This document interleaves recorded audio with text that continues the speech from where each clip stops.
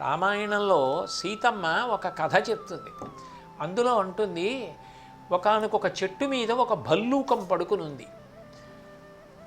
ఆ చెట్టు పక్క నుంచి ఒక మనిషి వెడుతున్నాడు. వెనక నుంచి పెద్ద పులి అరిచి తరువుకొచ్చింది. అతను వెంటనే గబగబా ఈ చెట్టు మీదకి ఎక్కాడు. పైన భల్లూకం ఉంది.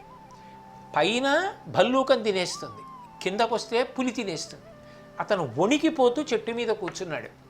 పులి అంది, ఓ భల్లూకమా, నువ్వు నేను జంతువులం, క్రూర మృగాలం, వీడు మనిషి, వీడిని నమ్మకు, కిందకి తోసేయి, వాడిని తిని వెళ్ళిపోతాను, నువ్వు కిందకి దిగి వెళ్ళిపోంది.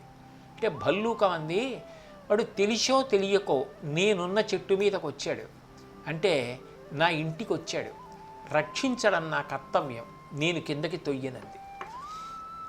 కొంతసేపు అయిపోయిన తర్వాత ఈ మనిషి బడలిపోయి భల్లూకం ఒళ్ళో తలపెట్టుకు పడుకున్నాడు.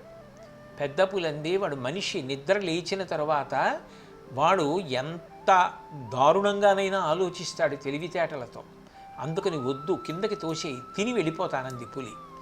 నేను తొయ్యనంది భల్లూకం. కొంతసేపు అయిపోయిన తర్వాత మనిషి నిద్ర లేచాడు.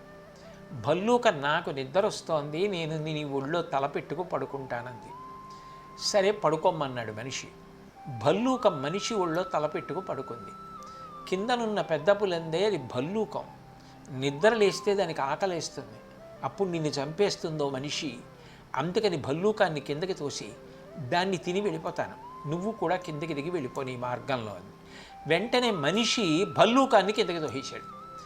అది అలవాటు మీద కింద పడిపోతుండగా చెట్టు కొమ్మలు పట్టుకుని మళ్ళీ పైకి ఎక్కింది. పులి అంది, చూసావా మనిషి ఎటువంటి వాడో, కిందకి తోసేయి అంది.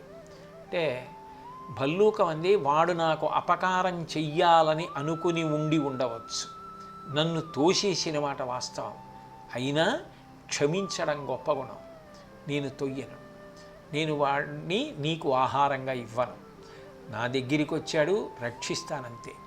సీతమ్మంది ఈ కథ చెప్పి, ఒక భల్లూకం అంత మర్యాద పాటించింది, అపకారం చేసిన వాడికి ఉపకారం చేయడానికి ముందుకొచ్చింది, నేను చెయ్యొద్దా అని అడిగింది రామాయణంలో.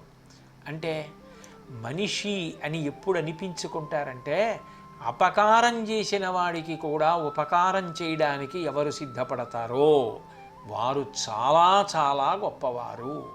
అటువంటి క్షమాగుణం, అటువంటి ప్రేమ గుణం నేర్చుకోవాలి.